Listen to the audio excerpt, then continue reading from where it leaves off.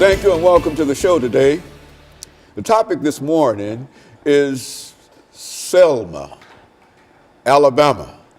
And so we have with us to talk about this great event that occurred quite recently in the celebration of the Voting Rights Act activity in Selma, Alabama in the 1960s. And of course, Minister Taylor, you've been with us on a number of occasions and you've given us excellent information.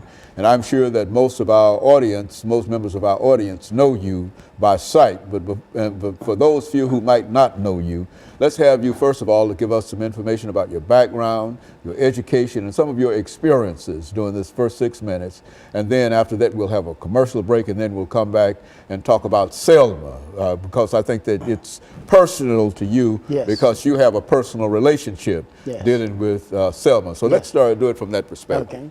Okay. Dr. Haney, I was born in Tuscaloosa, Alabama, 1955, and I am an alum of Selma University. Went to school there in Tuscaloosa, high school, elementary school, and also in Selma. When I went to school there, I worked in the Dallas County city and county schools. And we graduated from Selma University in 1980. Went there in 1977, and I've learned a lot about Selma, side of Selma that a lot of people don't know. And one of the other things, Dr. Revis Mitchell, what he has done at Fisk University with the buildings named for the people who attended there, we have done the same thing at Selma University.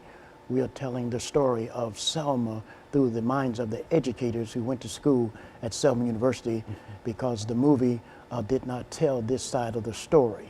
And it's very important for people to know how Selma has influenced so many areas. President Lyndon B. Johnson said he compared Selma to Appomattox, Concord, and Lexington during the Civil War. And in Alabama today, there are 10 cities that are the most dangerous places to live. And you can trace that back to Selma, because Selma has been the epicenter for a lot of things that are going on in Alabama. And I'm most passionate about having the opportunity to highlight Tony Chestnut's book, Black in Selma. Dr. J. Robert Bradley sang at Selma University in May 1960, May 31st, 1966. And so the history is rich, and the people need to know, the young people need to know about all aspects of Selma, what gone into making it what it is today. Okay, well, first let's get into some of the information in reference to the what you believe to be the historical information that you want to bring us in reference to. Start us off at what you consider to be the very, very beginning that would eventually lead 50 years later to a celebration that we had in Selma. Some information in reference to how we got there. Okay. Well, you know that in Tony Chestnut's book, I remember the area where they decided to go to Birmingham to seek out Dr. MLK Jr. to talk to him about using Selma as a city to launch the voters' right, in Selma. And so that's what they did, brought him there. And also, Dr. Haney, I have to use this time to share that there were people who were helped by the Selma movement, and there were people who were hurt by it. And so we are highlighting all aspects of it as much as possible. Tony Chestnut's mother, Auntie, said that after the Civil Rights Movement left Selma, that it took a whole year for the kids to learn how to concentrate in the classroom again. And that's very important. And in Selma, that directly, influenced my family in our developmental process of learning, and there are a lot of things that happen in Selma that have influenced people who were in those classrooms that they don't even know how to put into words today. And so historically, I'm speaking from the educational perspective, the Common Core.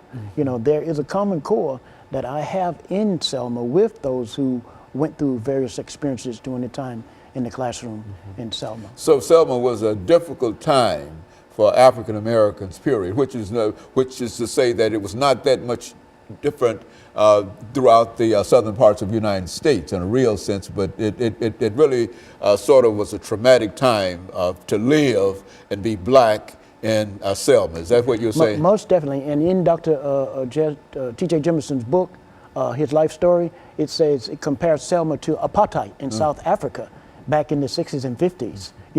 That's in his book too. And so when Dr. Martin Luther King and others went there, they had to face a real entrenched kind of bigotry and racism and et cetera. And this is what they had to overcome. And this is the story in a real sense of the ability to overcome that. This is the story of the celebration in a real sense of 50 years later. Is that what we're saying? Well, I would say it is a celebration, but I won't say that they have overcome. Right. Okay, very good. And so we're going to take this first commercial break. Okay. And we'll be back with our audience following this very, very short commercial break.